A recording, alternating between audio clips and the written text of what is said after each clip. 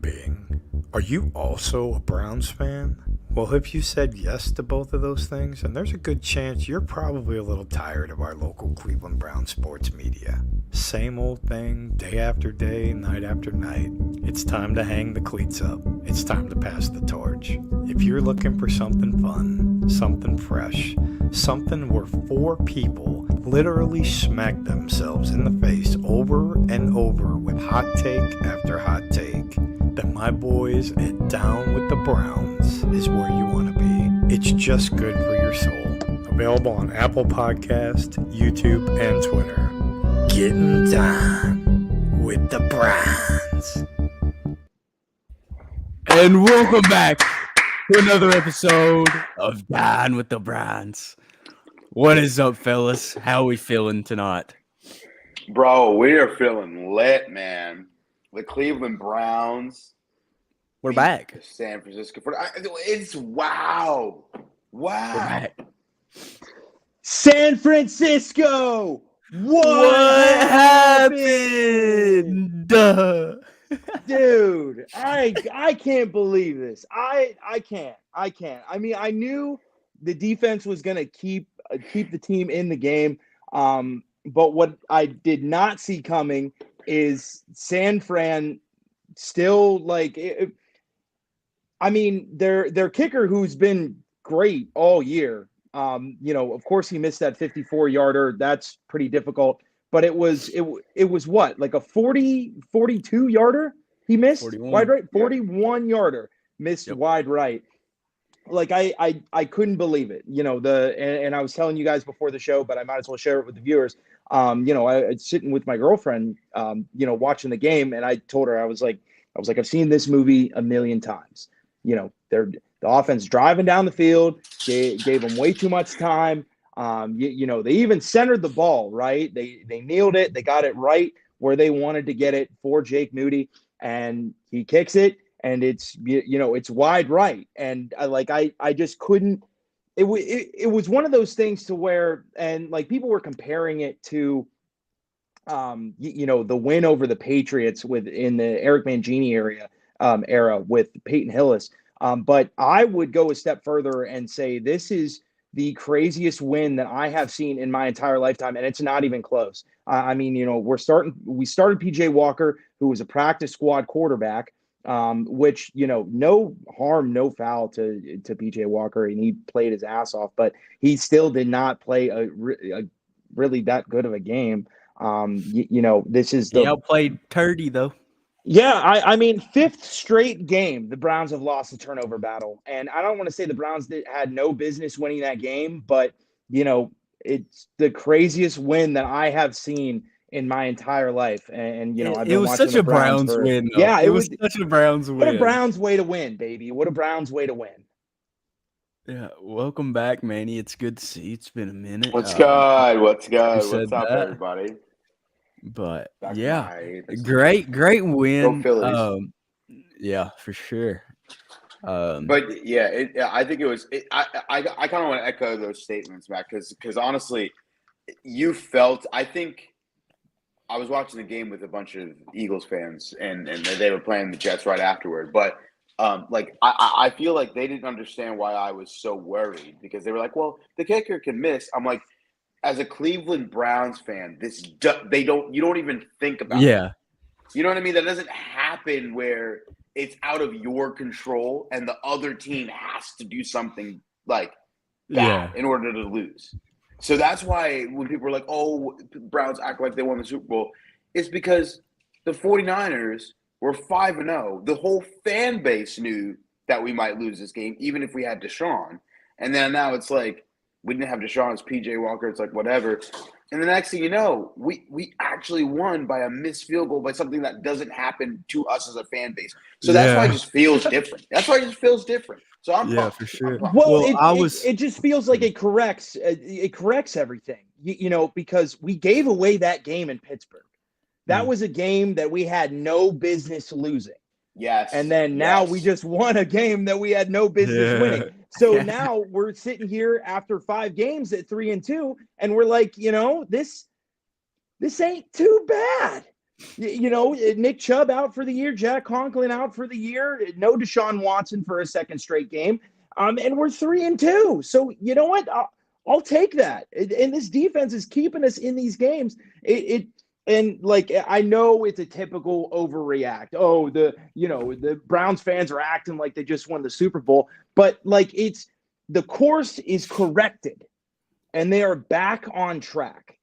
And they, we're not sitting here chasing games. We're not sitting here trying to figure out, hey, what's the next easiest blowout that we have, and how many more losses can we afford? Yeah, we're still in the hunt, baby. We're Doesn't still that there. feel good? Well, we're in wild card territory right now. We're in number 7 right now in the AFC. Number 8 right now is the Colts at 3-3. So we get a win over them. We go to 4-2. I mean, we're sitting nice. We're sitting nice because AFC wins are more important. I mean, I get it, huge win against the Niners, but them AFC in division, in conference, those wins mean more. When you get those, it just means more because the standings. Because like a couple years ago, we dropped that game against the Raiders. Ended up being a huge game for us to make a playoff push. Jets. You think about the Jets game last year. Yeah. It's just I think you made a really good point. And before we dive into the nitty gritty and talk about some of the offense side of the ball, defense side of the ball, things like that. Like I just feel like the only thing that I can be a little bit, if I was spoiled about, and say, man, I wish it was a big time AFC game. You know what I mean? Like we won, but whatever. I mean, I think this because what this does is a great win. It shows you some resiliency. Then the players can get a little bit self-confidence. That self-confidence is up. We literally just got into a fight with them pre-game, and then we beat them. You know what I mean? What were we gonna say, Matt? Yeah. Well, no, I want to build off of that because I was going to say, this kind of win, what it does for a team is it makes them believe in themselves so much more. And Nathan Zagura talked about this a lot in 2021 to where, they were one of the big problems that was going on this season is they couldn't get the wins in crunch time, right? So they didn't believe that they could pull those out. First, but you have a win like this, and honestly, screw the injuries, screw the circumstances, screw the weather. You beat San Fran. You beat the best team in the league, and you did not have your starting quarterback. So what does that tell you from a morale standpoint? That tells you that you can go toe to toe with anybody. That tells you that you are here. You are a contender in the National Football League. So. And like going into this week, like even last week on the podcast, if you would just base, like if you didn't watch the game and you went off how we talked on the podcast last week, we thought we had no chance. The odds were against us in every just facet of the game. I mean, coming into the game, 5-0 Niners. Sorry to cut you off, Manny. No, 5-0 49ers. It's like they already crowned them the Super Bowl champs this year, and they come into our house. They punch us, and we didn't like that disrespect. So we punched them back and kicked them out, kicked them to the curb. It is, and it's the fact that like we won, and I was telling people I wish we can keep it close, and I just don't want to get embarrassed. Yeah. But so that's why it's like they had everything, and I want to. I mean, this would be a great segue, to start on the defense side of the ball, but that defense is insane. It's historical. I'm talking about the third lowest amount of yards, allowed through 5 games since 1970. I mean, this is. I knew we were going to be pretty good. I told everybody on Twitter and Instagram or wherever I can tell people that this defense is going to be a lot better with Joe Woods gone, but. To be up there with the 2001 Baltimore Ravens defense comparatively, stat-wise, I mean, people looking for nicknames for this defense. All we have to do is be decent on offense, and you're not going to get that if you throw back and throw Jacoby Brissett back in there or all this other stuff. You're not going to get that. because we'll get to that point. But what a time in our schedule to be able to do that. You know what I mean? I mean, you were talking about one of the easiest schedules in the NFL moving forward. You know, we got a real nice soft spot. I like this defense is going to take us very far, very far. Well, historically, these kind of defensives have taken teams. You know, I don't know if you saw that graphic earlier. I put a tweet out about it. It's from Ben Baldwin. You know, top defenses by series conversion rate. The Browns through 6 game have the lowest in NFL history. You know, at 49.5%. So there was 20 teams on that list, right? So excluding the Browns, because we don't know yet how this season's going to unfold. So I took the 19 teams below them in that conversion rate. Here's what I got. Okay, so out of the 19 teams, 78% went to the playoffs. 47% won their division. There's 11 playoff wins, 3 Super Bowl appearances, 1 Super Bowl winner. Statistically, what this defense has shown you is that we can ride them to the promised land. Now we're going to get to the offense in a minute you know, because there's a lot to clean up despite the win. Right. But this defense is historic. You can lean on them and they will carry you as long as you keep the games clean, which to be fair, hi Summer, which to be fair, you know, the offense has to learn how to play a clean game. They've yet to this year, but you can ride this defense. This defense will take you places. Ride the day. Well, you know, that is so true because you're starting with. I tried. I was waiting for it. That's what she said, bro. I was waiting for it. I was saying it like 40 times in my head, but I think the craziest part, right, is creating pressure with that front four. It Phil JOK. I mean, JOK is speaking of Phil. He is nasty. He is super fast. You know, and I hate to do this. I can't. I kind of want to focus on thinking about the defense, but I keep saying to myself, I'm like, man, if we just would have you know, I don't know what happened with Baltimore. Obviously, I don't know. I think it's just one of those things where it's like we just didn't get anything going on offense, and when you're that bad on offense, your defense can kind of get come on, man. You know what I mean? Like, it gets discouraging, right? But if you see, the Cincinnati Bengals where we were scoring a lot, or the Tennessee Titans where we were scoring pretty much at ease, the defense is like, man, let's go back out there. You know what I mean? Like we're going to win this game if we're flying around. So that's the point. We're going to beat up on the offense, you know, a little bit in a few here. But giving credit where credit is due, to do what you did versus the San Francisco 49ers – and that offense, it is just, and I don't care who was injured, who got injured during the game or whatever. Y'all all came in there healthy, right? I mean, you had Debo, you had Christian McCaffrey. Granted, they got injured during the game, but you had that. So it's for me personally, the fact that you got kind of locked down and Myles Garrett throwing around Trent Williams, bro, he threw the best offensive tackle in the NFL. In the NFL, bro, not even just the NFL. Bro, this is the best left tackle in the NFL since Joe Thomas.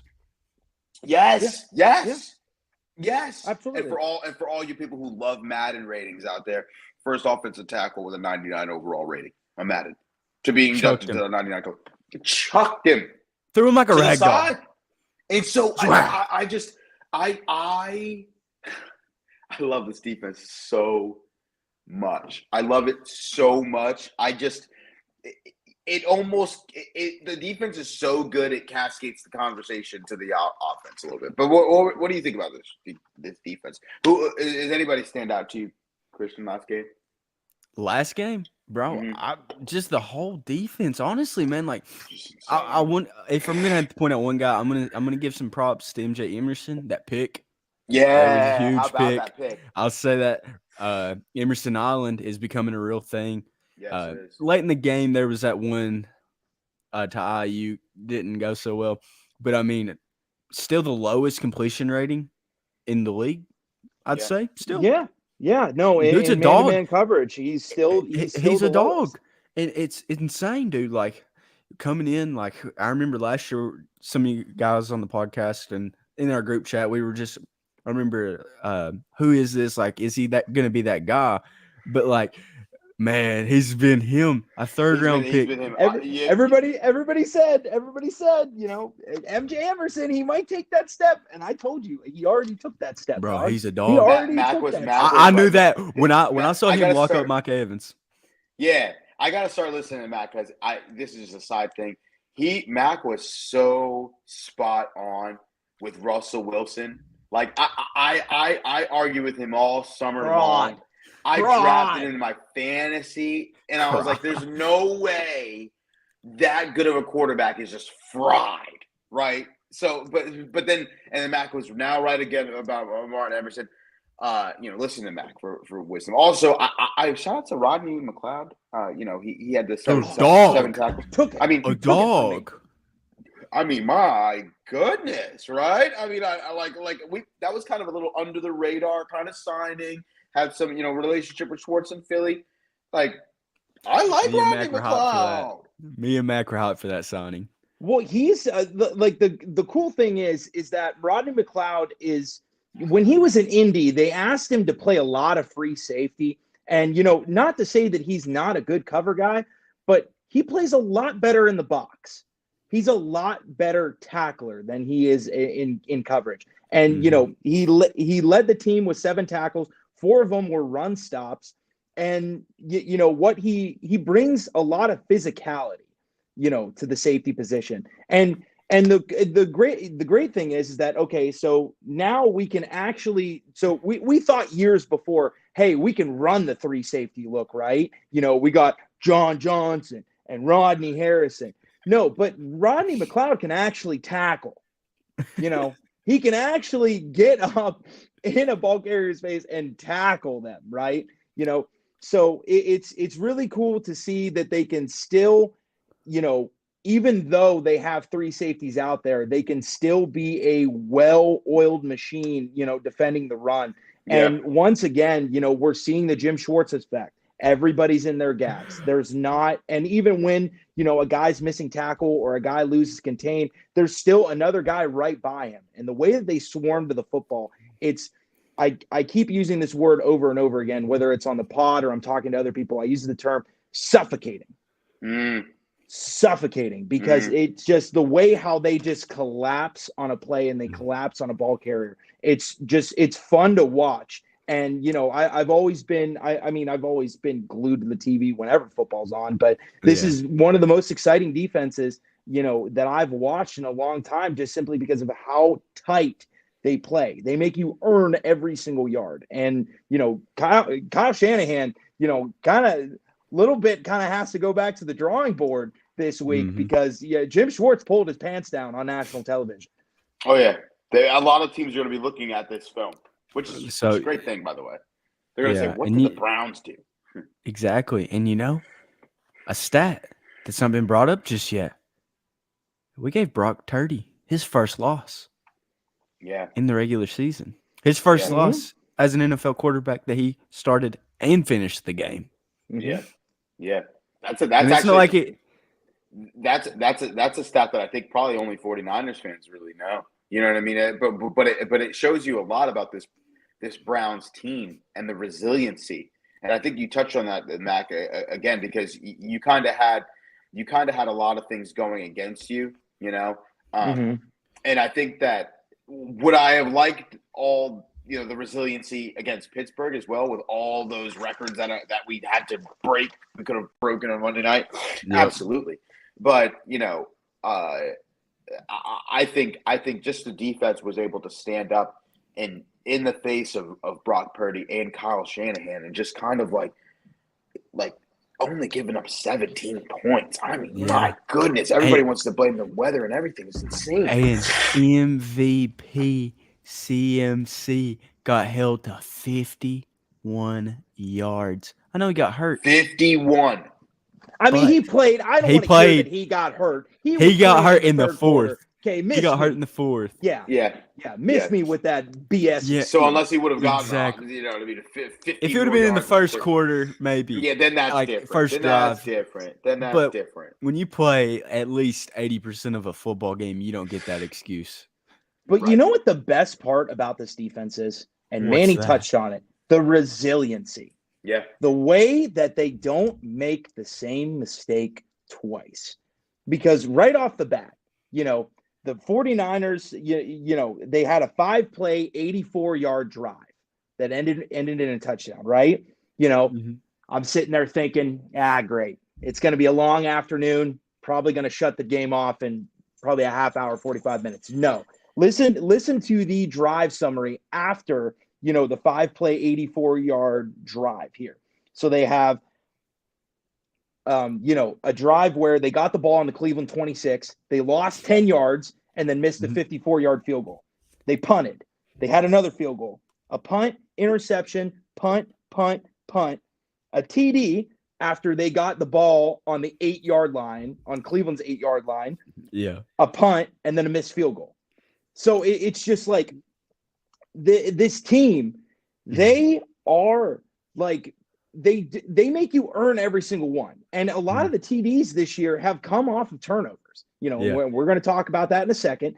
But, you know, you can just count on this defense. You know, they're not going to make the same mistake twice. You know, they're not going to just lay down and die. They're going to fight, and keep fighting. And I love that. It gets me fired up, almost angry, you could say, but fired up. And is it what? Huh? Is it the Angry Buffalo Hour? I think it is. Let's go. And people that no, go ahead. I was gonna give you that hype. It's the Angry Buffalo Hour. To the people that want the Browns to build a dome, kiss my ass, because the Lake Erie wind made the 49ers miss that kick. This is Mac with the Angry Buffalo Hour. Why do we as a culture care so much about luck? The Browns beat the best team in the NFL with a practice squad QB and have a winning record after 6 weeks. So why do we care how we got here? If you found a $20 bill lying on the ground, are you not picking it up because you didn't earn it? No. You're going to grab that Andrew Jackson, buy yourself some pizza and beer. We're Browns fans. Do you understand that this team has been the prime example of Murphy's Law? Because last time I checked, everything that could go wrong went wrong since '99. We've had players light themselves on fire, get suspended for fights, and even get paid mega millions to not even see the field. Hell, it took the world ending in 2020 for the Browns to even reach the playoffs. And you want to talk about how they lucked out against the best team in football. Last time I checked, luck isn't calculated into winning percentage or playoff seeding. So why do we care the Browns stole that game from San Fran the same way Zuckerberg stole our data off of Facebook? We're talking about a team that has the worst winning percentage since they came back into the league, and now all of a sudden we care about how the team wins. Well, the 49ers missed 2 kicks and had a lot of injuries. Do you hear yourself? The Browns' injury list is longer than the numerical symbol of pi, and since Phil Dawson left town, the Browns have gone through a full 53-man roster of just kickers. I know it's an impossible task to ask of this fan base, but can we all just relax and just enjoy the moment for now? Save your nagging for next week's hilarious, chaotic Brown storyline that will release before kickoff on Sunday. This is Mac with the Angry Buffalo Hour. Facts. Yeah, bro. All facts. Heck yeah. All facts. Like, why do we care? Why do we care, dude? We're 3-2, you know, and I'm sure that you guys saw this tweet because it was one of the like ones that went viral on Brown's Twitter. But it started listing off, you know, Jack Conklin out for the year, Nick Chubb out for the year, you know, Deshaun Watson missing now 2 games. Joe Patonio's not out there. Like there were so many things that have gone wrong early, but yet the Browns I'm angry. But the Browns are 3-2 after 5 games. With just like how you said, and you know, and we're going to touch on this a lot in a lot coming weeks. They have a weak schedule now in this league. You know, no win is guaranteed. Sunday clearly showed that. Yep. But we're 3-2, guys. Who cares how we get there? You know, there's Yeah. not going to be Yeah. there's not going to be an X next to the Browns' name and say, oh well, you know, they lucked out. There was missed field goals. Nobody cares. Nobody cares. Shut up, nerd. Nobody cares. And I'm telling you something right now, like the Jets fans, when they won on an onside kick, basically, and then Joe Flacco walked us down last year, they didn't care. They didn't care about the probability of it. And Steelers fans don't care about the fact that, like, you know, Deshaun threw that crazy interception to start off the game to Alex Highsmith that bobbled off of 5 people and ran back for a touchdown. They don't care. All they see is that it was an interception return for a touchdown. Look, what were you going to say, KFC? Go ahead. No, I wouldn't say anything. Oh, so the only thing I will say is because everyone, national media, loves to talk about the better team, right, or record-wise in this case, and talk about the pieces that the 49ers were missing. We didn't have Chubb. We didn't have Deshaun. Not for half of the game. Not for, like, you know, a quarter or something. We didn't have him for the full game. So Deshaun Watson would have made a difference. And for everybody that's saying that Deshaun Watson, whatever, you know, he's our starting quarterback, or I think we're starting to kind of get a realization how much we need Deshaun, right? I mean, there's a lot of people who don't, are kind of anti-Deshaun because of the money and want him to play like whatever, which fine, rightfully so. You're allowed to do whatever you think, whatever you want to think. But you're definitely seeing a difference between Deshaun Watson and PJ Walker and DTR. And I'll be the first to admit that I was super pumped for the preseason with DTR. He was tearing it up. The NFL is just a different beast. At the same time, I will give some excuse because he didn't know that he was playing and things like that. And Kevin Stefanski seemed like he didn't game plan for DTR. He game planned for Watson. He's thrown out there versus a divisional opponent. It's hard, but with no Nick Chubb. But anyway, besides that, DTR didn't have the greatest game possible. We threw 5 interceptions in the past 2 games on offense. And I don't think Deshaun's doing that. I really don't. So if you put in Deshaun Watson in some of these equations, we're looking at a much different offense here. Well, do you think that when the Niners game prep, they were like, well, Watson's probably not going to play, and they went into the game kind of relaxed? I'm not giving like an excuse, but like, no. You know, you lock in for them primetime games because that was a nationally televised game. To be fair, what I truly think happened, if you're looking at it from, we're all humans and they're all humans as well at the end of the day. And people are like, well, you shouldn't look down. If you've played sports on any level, in any sport, in any team sport, you look on your recreational schedule, your college schedule, your high school schedule. If you're a team that's 4-0, 5-0, 6-0, 7-0, undefeated, you're going to go play a team that's, you know, not very good, that everyone thinks you're supposed to beat, right? And they're losing, you know, players left and right. You kind of go out there a little bit more relaxed than you would versus your rival. You do. You're a human, right? And I think that's kind of what happened with the 49ers. They kind of right, were like, TJ. All right. All right. Max fuming now. All right. We need Mac to address that. But all I'm saying is the 49ers probably got punched in the face and we're like, oh shoot, this is a game. And then on that last drive, they kind of got it together. And that's why it was such a great ending, is because the 49ers fans and 49ers players were probably like, finally, we'll squeak out of this one. We didn't have our best game. We got punched in the mouth. Let's knock this field goal in, right dead center, and let's get out of here. All right. And all of a sudden, it bends to the right. And they miss. And they're like, bro, what? So do I think that the 49ers just came in a little bit lax? You got to admit that that's the case. It fired them up a little bit pregame to get no fight, but at the same time, you're getting a fight with a team that you think you're going to beat in 2 hours, in 3 hours, you know? So, yeah.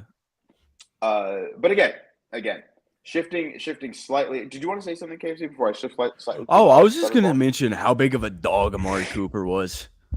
Oh, yeah. Let's talk about it. Let's talk about that catch. Can we talk about that catch in double coverage? Yeah. Leaps up, bends backwards, snags it in double coverage. Wow. Might have been one of the best catches I've seen as a Browns fan from a Browns. I saw a stat that said it was the lowest percent. It was like 9%, wasn't it? Yeah, 9% this season so far. It was a very improbable catch. And I love how PJ Walker said that he called up Jacoby Brissett for some advice, and Jacoby told him, like, listen, if you see Amari down there, if you see two down there, just throw it up to him. Just throw it up to Amari. You give him a chance. And I kind of like that. You know what I mean? But I gotta make sure that was a real quote, because people have been getting got by stuff lately. But I'm pretty sure that was a really good. I'm pretty sure that was a real quote. But so I don't know. I just feel like that was a great showing. The offense, that was a great play. The offense overall needs to be better, especially if Deshaun does not play versus the Indianapolis Colts. I mean, you need to not turn the ball over. I mean, my goodness, 5 interceptions in the past 2 games. So one was a divisional opponent. The Baltimore Ravens took 3 picks. They took advantage of it. All right, congratulations. The 49ers, 2 interceptions, and they couldn't really capitalize on it too much. Whatever. But we can't do that versus these teams we got to beat. We got to beat them. Can we talk about Jed Wills? Did you see Jed Wills? He's been bullying works, ladies and gentlemen. That's what I was gonna say. Like, what bro, what has gotten into? He for sure saw the tweets or something. He logged in, or he might have been going to the gas station, and somebody was like, "Bro, pick it up."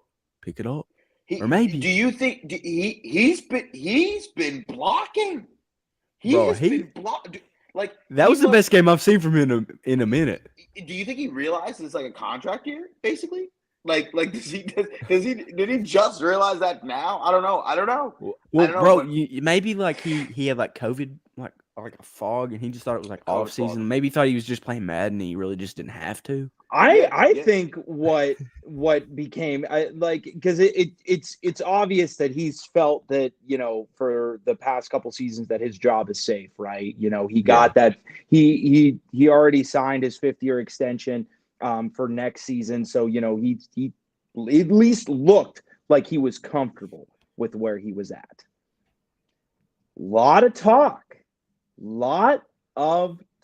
last week about Andrew Berry calling the Denver Broncos about Garrett Bowles. A lot of people asking for trades. Everybody's looking at the free agency wire. So I bet you that lit a fire under him, because it wasn't, and I've seen good games from Jed Wills before. I'm not going to sit here and say, oh, every single game that he's played as a Brown has been terrible. No.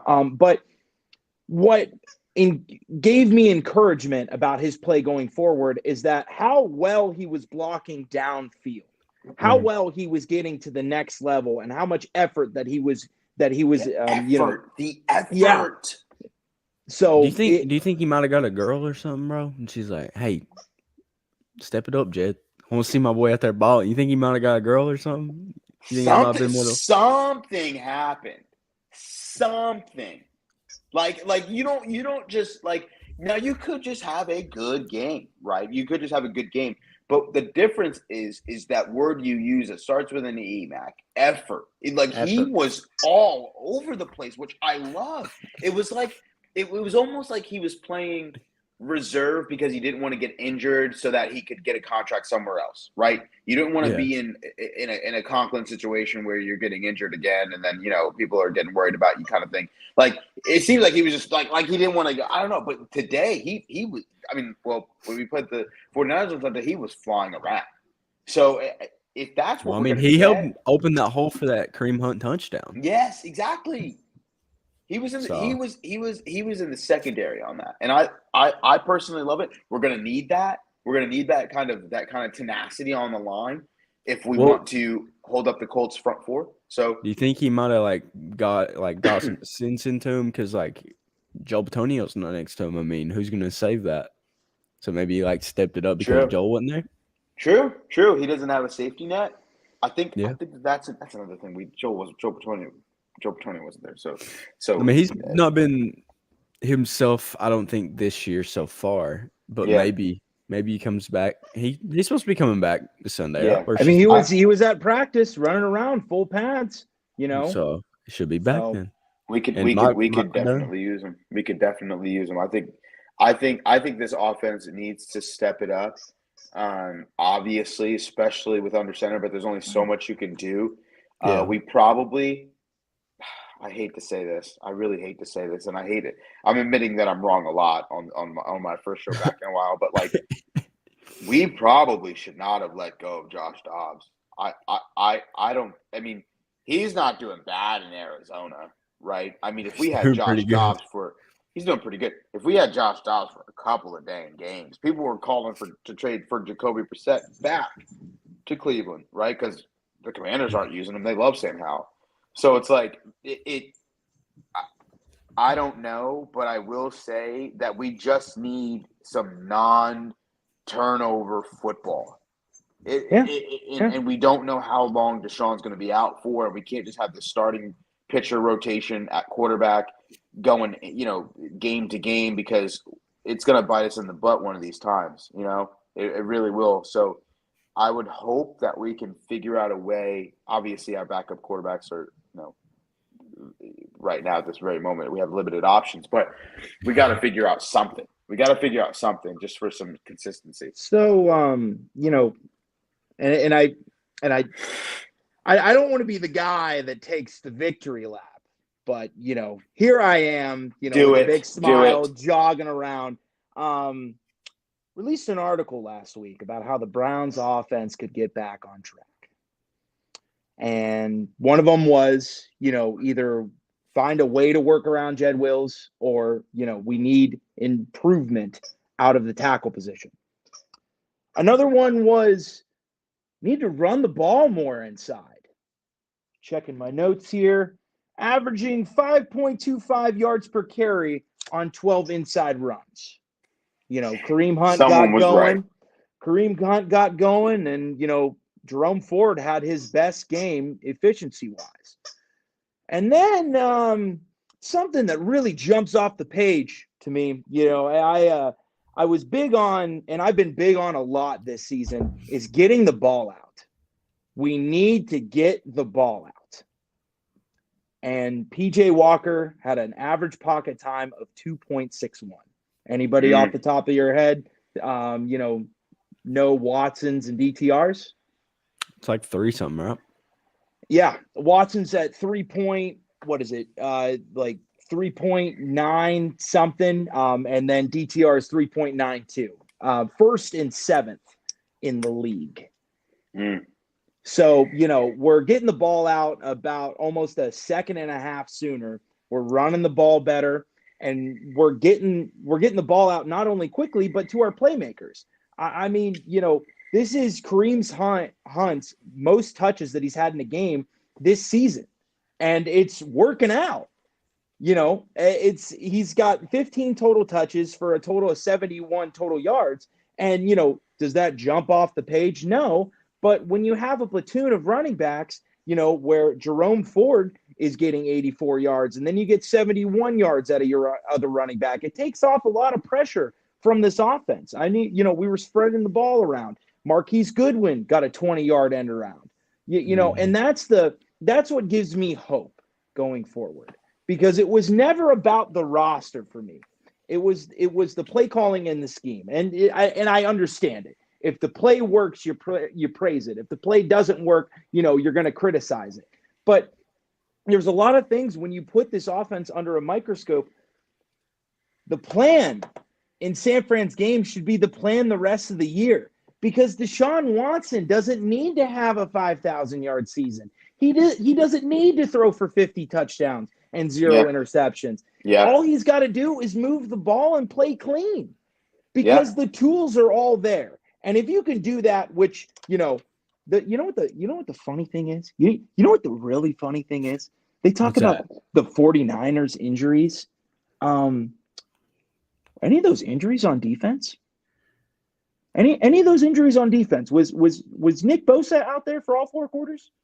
Yes, he was. Was Greenlaw and Fred Warner out there for all? I don't think Greenlaw was. Lots of talented people on that 49ers defense played the whole entire game. And they just got Randy Gregory. The best front seven. Just got Randy Gregory. Yeah. So the best front seven in football just allowed 160 rushing yards to an offense that isn't even close to peaking. So don't tell me that they need to do all this stuff and they need to become a pass-heavy offense and they need to throw for 40 times a game. The game plan's there. You do the same things and you game plan the same way that you did for San Fran, and you can win with any quarterback on this roster. Yeah, the quarterback would be completely like agnostic to the play of the rest of the team, because the team is so good, the defense is so good. But I will say, to that point, you just like you said, we don't need Deshaun to be right now at this very present moment.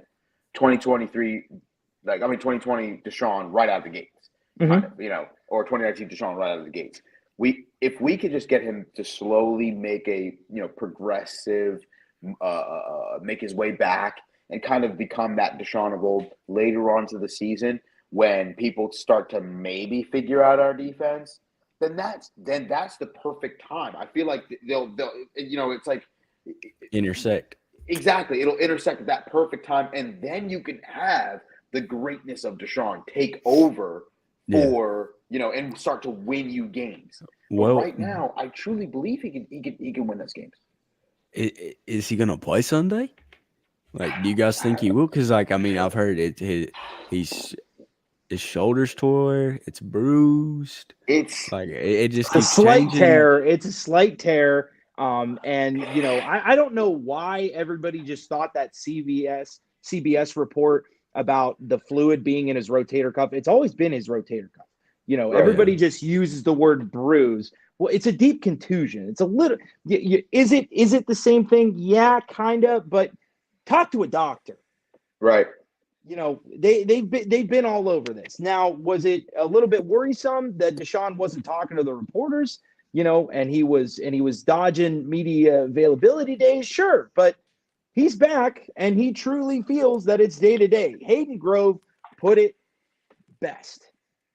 He's day to day because he's not coming back until he feels like he can put zip on the football and really drive the thing. He can't just numb it up, because then he won't be able to grip the football. Yeah. Right. So, it's day to day. And that's not, I think it's so, and I don't mean to be mean to certain people on Twitter, because I understand where they're coming from. I respect it.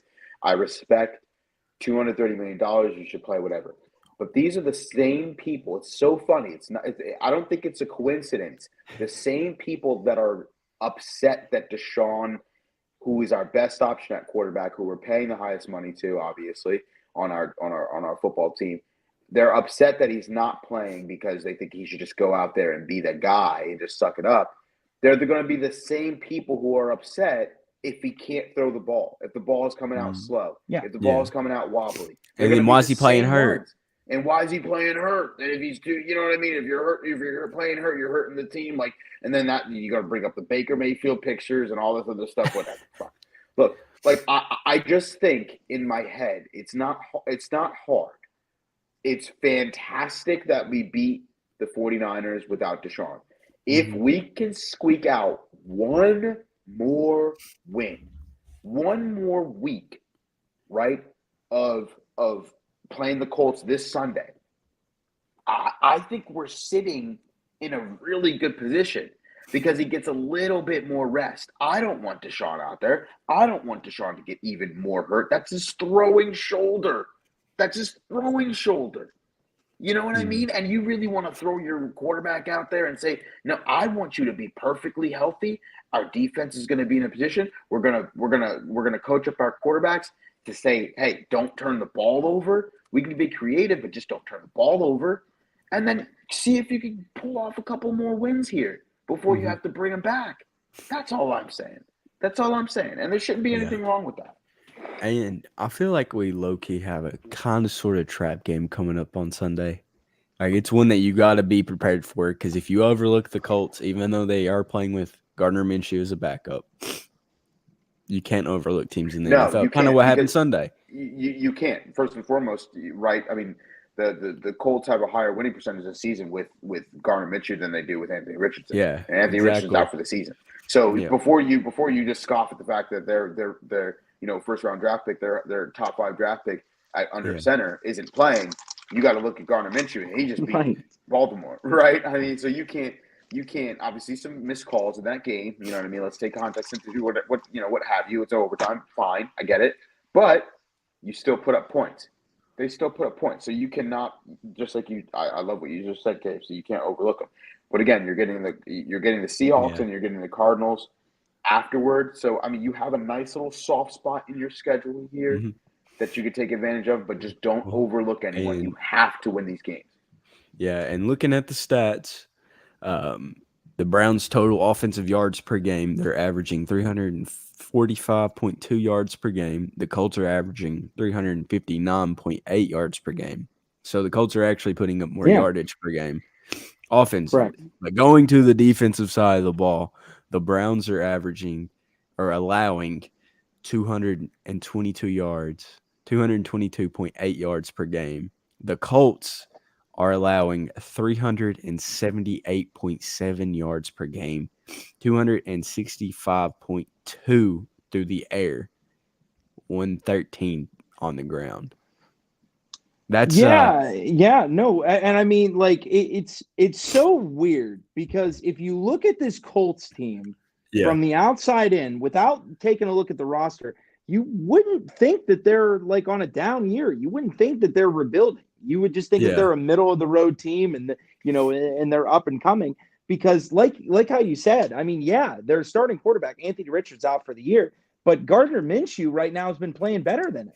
I mean, his completion percentage is, I believe, 3 points higher. Right now, they're 10th in the league. They're 10th in the league in passing, and they're 14th in the league in rushing. Now, granted, a fourth of their yards, was Anthony Richardson, and they just now got back Jonathan Taylor. Yeah, but so I mean, Zach Moss is no slouch, bro. He's no slouch. He's no slouch. Right at about 100 carries on the season, 486 yards, 4 tutties. Yeah, and they do have a strong offensive line. Ryan Kelly.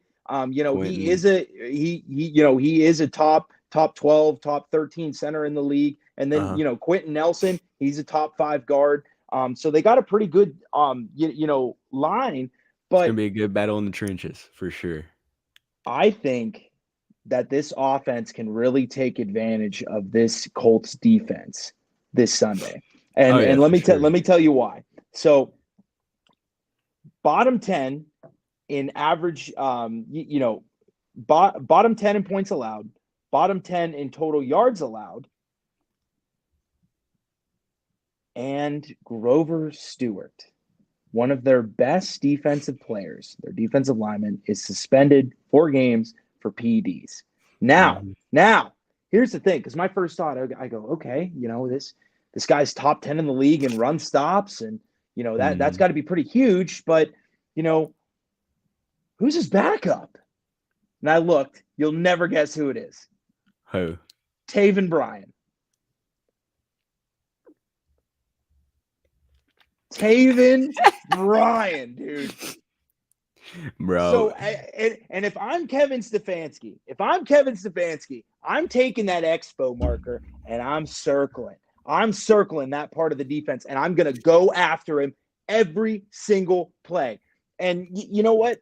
Like they're finally getting this run game going. They're finally hitting some more holes downhill. And they have their problems just like any offense, but they're really getting the run game going. TJ. And TJ's correct. Coop is going to do Coop things, and the Colts secondary is not good. They're a bottom 10 secondary. Bro, so, we might see Elijah Moore actually eat. I think they're going to try to shut down Coop. I mean, it's not going to work, obviously, but I really think Elijah Moore is going to eat this game. Like I'm so confident in Elijah Moore having just that breakout game we've talked about every week. Like, how are we going to utilize him? Put him downfield more, use him vertically. Like, this is going to be the week that you see Elijah Moore get the 6 catches, like 90 yards and a touchdown. This is the week it's going to happen. Like, we'll clip that, bookmark it. I don't care. Call me out if I'm wrong. Throw my name through the dirt. It's happening this week. I mean, I can see it. I can definitely see it. But this Browns offense has to take advantage because the opportunities will be there. you can actually, because especially, and like I'm not trying to go after the Colts defense here, but like their best run defender is going to be out. Granted, they still have DeForest Buckner, but they now have an extremely weak link starting on their defensive line, and they got to go after it, because when this Browns offense gets the run game going, they've been an absolute great team. And like, I'm not trying to be that old head. And granted, I've been that guy that's been pounding the table literally to the point to where my fists are bloody and I'm making dents in my desk. But I've been pounding the table for this team to run the ball more. But when they get that run game going, this offense is one of the best in the league. And I don't care who is a quarterback. Oh, yeah, okay? For sure. For sure. They get those linemen out in front, and especially like, and TJ pointed it out, it was a toss by Harrison Bryant. Like, we get it. I'm not a Harrison Bryant guy. I'm the second biggest Harrison Bryant hater behind Matty G. But the way how they've been getting these running backs to finally run downhill, and granted, they still rush pretty well to the perimeter. Yeah. Right now we're looking at they were averaging still 4.2 yards per carry off tackle, and they tried it 18 times. But here's the thing. When you get downhill and you go through a heart of a defense, it opens everything up. And with what they want to do schematically, if they run the ball on this team and they get ahead, they're going to win this game. So you want to talk about keys of the game? Run the football, play a clean game, and possess the damn thing, because this defense is going to take care of business. MC says, "Man, what a Browns win does for our quality of life." Yeah, that's a fact. Life is it just feels so much better. So much after better. a Browns win. The coffee tastes better. The flowers are blooming a little bit better. Yeah, the alarm sounds less heinous. It's I'm not. I get my first fit of screaming out at like 10:30 instead of 8:15. Which is great. But like it's everything's in front of them right now, and the ship has been corrected. And they have a chance to go on a run, and we don't even know what's with Deshaun Watson. Like, again, he's still day to day. So I really am expecting for this team to come out and for this team to really put some points on the board and really just kind of get after it. Jim Schwartz is going to have his boys ready. He's had his boys ready for every single game of this season. I mean, say what you want about the Ravens game, but did you see that one Thornhill like before the game? Did you see that little clip? I saw people retweeting it, but I did not play it. Must watch, dude. Like, honestly, bro, just watching it.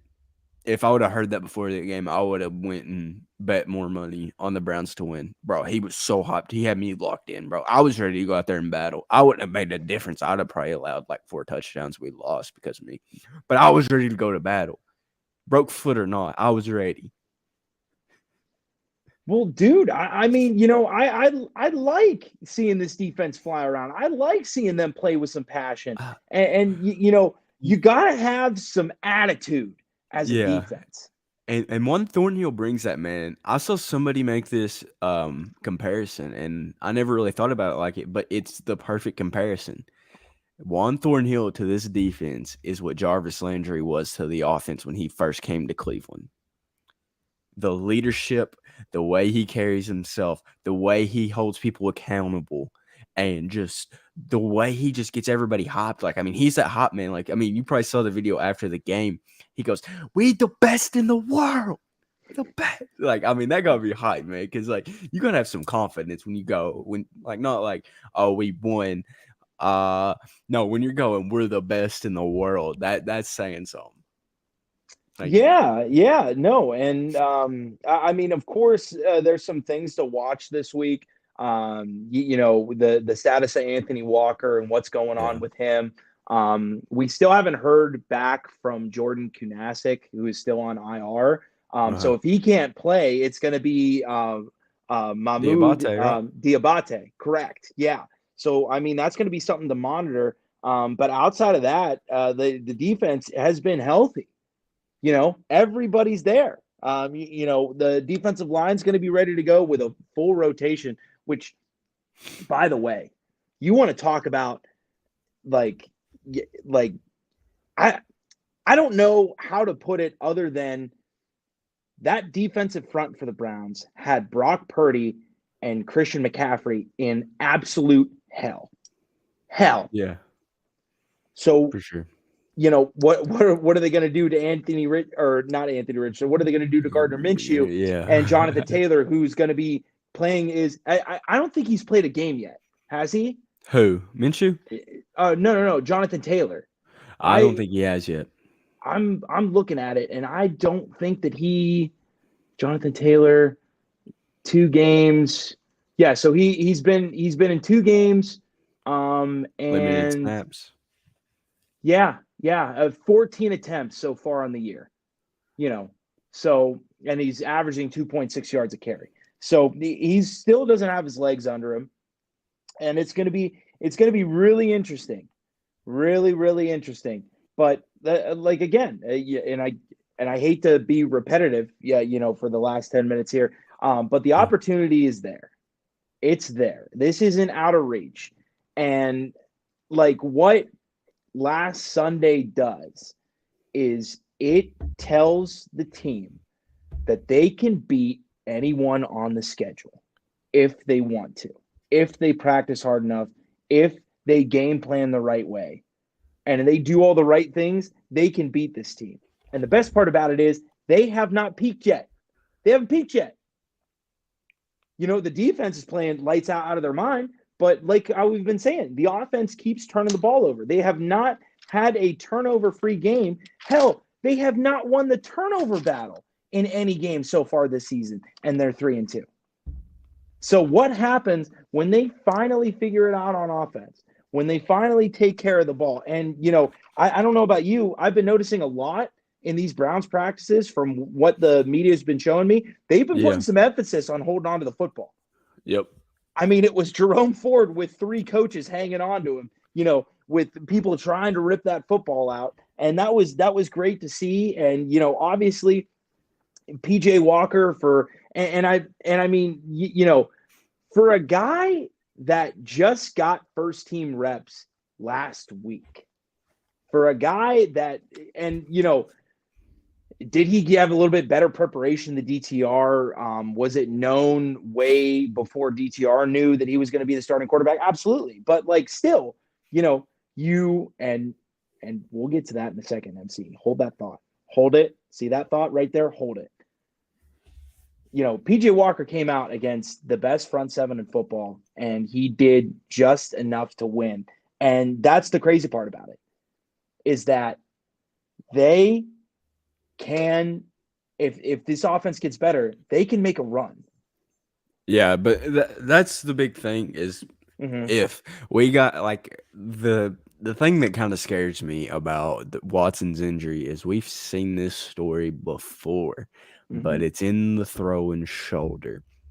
I'm hoping, like, the fan in me wants him to come back and play this week, but in all reality, if he has to sit out one more week, I'm fine with it.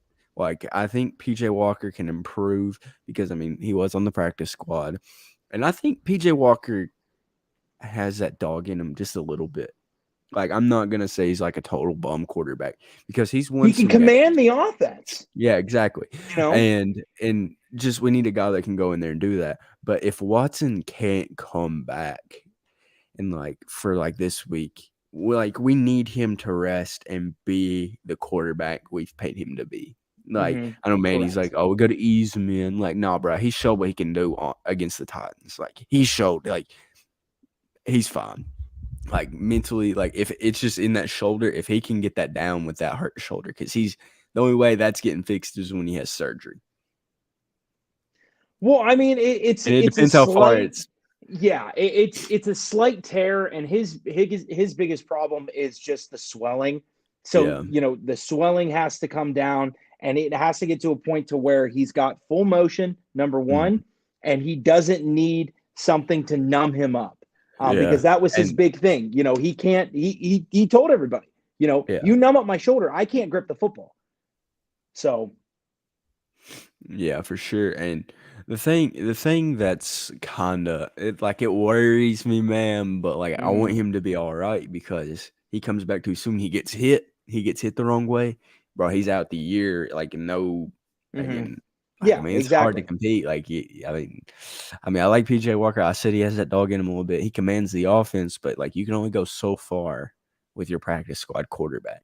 Yeah, very true, very true. So, But I'm a firm believer, and this sounds crazy because literally a week ago I was not at all we a were believer in. crying. Yeah, I was not a believer at all in Kevin Stefanski, but he has shown me that he put his ego aside and he simplified this offense and he came up with a Bro, great game plan. that And is the first time I've seen him belly up against just like the guy top head coach. Like he yeah, walked in there and he's like, I don't care who you are, Kyle Shanahan. This is my home and I'm taking the dub. Like I love that man. It's so but hype. I do want to touch on one thing that MC has brought up. Dustin And Hopkins. people lose thought about the kicker unless they're doing bad. But AFC Special Teamer of the Week, Dustin Hopkins, welcome to Cleveland, buddy. You know what? You know what's crazy? So we're What's looking that? at it. We're looking at it, and of Browns kickers Yep. that have attempted 7 field goals or more, Dustin Hopkins right now is tied for the second highest field goal percentage in team history at Heck yeah. 85.7%. And the nice thing is he's making the gimmies and he's hitting them in pretty awful weather. I mean, you didn't have to be outside in Cleveland to notice that it was an absolute just show of weather. Like it was raining, it was windy, like outside of I think 2 offensive drives, Yeah. the sky was about as dark as night. And like it's crazy. Now granted, still got a lot more games to play. Yep. We don't know what's going to happen, but I think that it's funny that in a game, because I've been a firm believer of the Phil Dawson curse. They should have retired his number. They should have paraded him around, earlier than they did, and they shouldn't have let him go. But on the day that Phil Dawson comes to town, right? On the day that he smashes that guitar, says hi to everybody, shaking hands, kissing babies, that's the day where the opposing kicker misses the gimme and the Browns kicker is just playing out of his mind. So I will not sit here and say that the Phil Dawson curse is lifted. I will not. I will continue to knock on wood until this Brown season is over. But it really does look like that we're turning the page here, in terms of Browns kickers. Yeah. And Dustin Hopkins doesn't need to make the crazy field goals, even though right now, he is 4 for 4, from 50 yards, which is kind of nuts because everybody said, oh, hey, he can take the gimmies, but, he won't hit the long field goals. Well, he has, but he's been hitting the gimmies. And he's been, we're not sitting here chasing points. We don't have to sit here and go for 2 all the time. And we don't have to worry about going for it. If we didn't hit that field goal, if we just, if Kevin Stefanski goes out there and says, oh, we got to go for a 4th down and we don't get it, they lose that game, and outside of 1 touchdown, all the other points were so what was the score? 19-17, right? Yeah, he scored 12 points. He had 4 kicks. Yeah. So 12 of the 19 points were responsible for a kicker. I mean, that's the kind of stuff that they're doing over there in Baltimore that's been winning them games. So, For sure. you know, it's refreshing to see that out of Cleveland. And hopefully going forward, he can be as stable and as consistent as he has, because, you know, we're going to need him. We're going to be in some tight games here coming up. And especially with the uncertainty of Deshaun Watson, it feels good knowing that we don't have to go for on a fourth down. We don't have to go for these 2-point conversions. And, you know, on a 3rd and 14, take the easy completion. Yeah, you're short of the first down, but you got a guy that can make the field goal. And 3 points is 3 points. So yeah, for sure. But looking on to this Sunday, I mean, we've already talked a little bit about the Colts. Let's just give a little quick score prediction before we end this episode. See, I'm thinking that the Browns offense just kind of comes together. I think Jerome Ford finally catches his stride as running back one for this team. And I think Kareem Hunt comes in. He's like, you know what, young man, we're gonna do this as a duo. And I think they both go off. And I think, as I said earlier, I think Elijah Moore has a big game as well. And I think the Browns put up 31 points. I think it's going to be 31-10. It's going to be 31-10. Yeah, I'm going to say big win. I don't know if I see them scoring their highest point total. I want to say, looking at it, I think it's going to be a little bit similar. I'm going to say 30-13. I think it's going to be one of those games to where it's going to be too close to comfort in the second quarter. But I really do believe that this Browns team is they're gonna kill it in the way this offense has been doing it for the past several weeks. Run game and extension of the run. Like you said, I am a firm believer too that Jerome Ford and Kareem Hunt are going to have a day. And, you know, it's gonna be a fun game to watch, despite who's going out there in QB at quarterback there. You know, so I'm gonna say 30-13. I think it's going to be a good win, and I think it's going to be a happy and fun plane ride home for the players from Indianapolis. Heck yeah. And hopefully when we come back next week and we're talking on Down with the Browns, we are talking about a massive W for the Browns, 2 in a row, pushing us to 4-2 and getting us one step closer to the playoffs. And before we leave, go ahead, follow us on Twitter, follow us on Facebook, follow us on Instagram, all at Down with the Browns podcast. Don't forget to check us out on YouTube as well. Subscribe there. Go to Spotify and Apple Podcast or anywhere you get your podcasts at. Rate us 5 stars if you liked us that well. If not, please don't leave a review. Well, just tell somebody, you know, you know, it's just like, hey, you like us, recommend us, man. And we just dropped 2 new shirts. We're gonna be posting them on Twitter here shortly, actually. Probably tomorrow morning. I'd say about noonish. You'll see the new merch that we've dropped. But yeah, go ahead, check us out, subscribe, follow, and the best way to end the episode is with a Go Browns.